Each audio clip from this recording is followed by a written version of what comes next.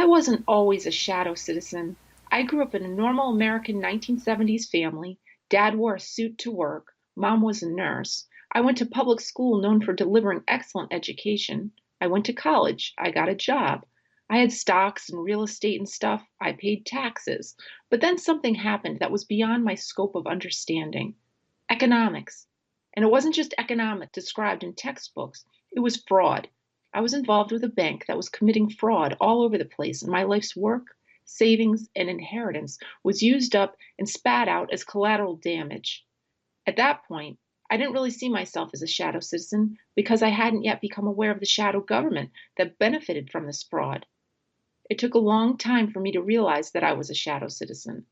It took even longer for me to recognize that there were others like me. Eventually, a huge group of people that had been doing what they were born and bred to do, but had the rug yanked out from under them, became apparent to me. I watched as political parties wrestled to harness this confusion and anger in order to capture seats in government.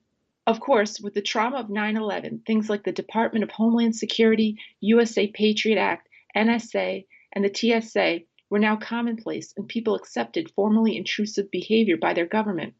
It took the recent presidential election and the widespread marketing of the terms deplorable and snowflake to more precisely dissect and dismember what used to be the global standard for a healthy body politic. People are now effectively at each other's throats and are electronically stimulated and encouraged to continue the antagonizing each other to keep up the political shell game. The realization that not everyone was swept away in a mass marketing campaign was very liberating. Awareness, like a toggle switch to a giant searchlight, was snapped on, illuminating more people out there that had somehow fallen and not been able to get up. These people just watched everything from the corners they'd been relegated to and waited. They'd already been kicked out of the game. These people, for various reasons, could not be corralled like barnyard animal into marching lockstep with political parties, let alone diverse agendas and agencies that have been bastardized and co opted to fit a national narrative conveniently supporting globally traded stocks. I needed to connect with these outliers. They were the shadow citizens. They used to be vitally important to the well being of the nation, heck, to the world, but now they just watch and wait, unaware that the numbers of people like them are growing.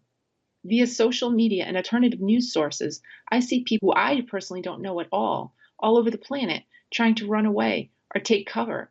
These people are curious about what's happening to them. They know they're never going to get the full story because of the a quote unquote official story screwed them over heartily.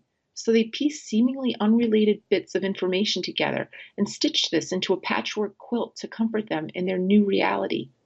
Formally obvious life decisions are not as easy to make. What is making life so hard? Everything is a clue.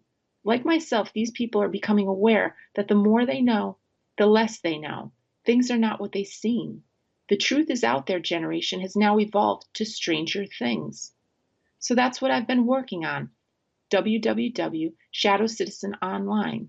Shadow Citizen is a little 1 hour interview show that was born in January of 2017. I want to talk with people who can explain what's going on. I want to listen to informed and often ignored perspectives. I've never met my co-host Rob O'Sell in person.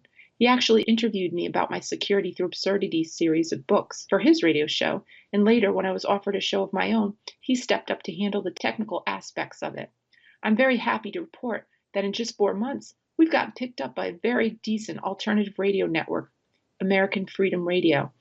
We will be doing a 2 hour show for a vastly larger audience.